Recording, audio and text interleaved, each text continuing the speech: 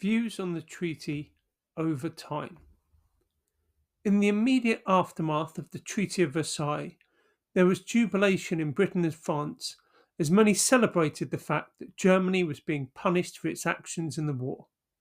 But there was also the feeling that the treaty could have gone even further in punishing Germany. In contrast, British economist John Maynard Keynes famously expressed his concerns in the 1919 book The Economic Consequences of the Peace, arguing that the reparations would place a heavy burden on the German economy that it might not be able to withstand, and that the makers of the treaty had not taken into account the economic future of Europe.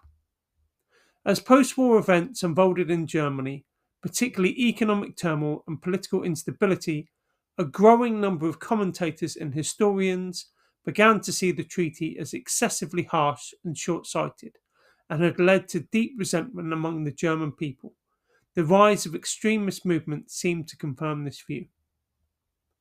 After the devastation of World War II, some historians argued that the Treaty of Versailles had been too leniently enforced, failing to prevent Germany from becoming a great power once more.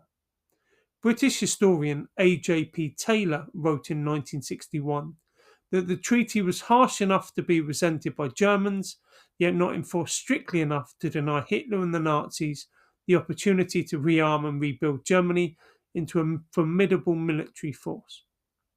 Since the 1970s, with relevant historical documents becoming publicly available, a more balanced interpretation of the Treaty of Versailles has become dominant among historians.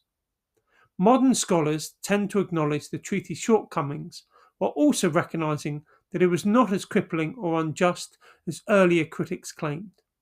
Many now argue that internal political and economic problems within Germany, not just Versailles, played a larger role in undermining the Weimar Republic. When considering whether the Treaty of Versailles directly led to World War II, Canadian historian Margaret Macmillan asks, if that is so, then what was everyone else doing for 20 years?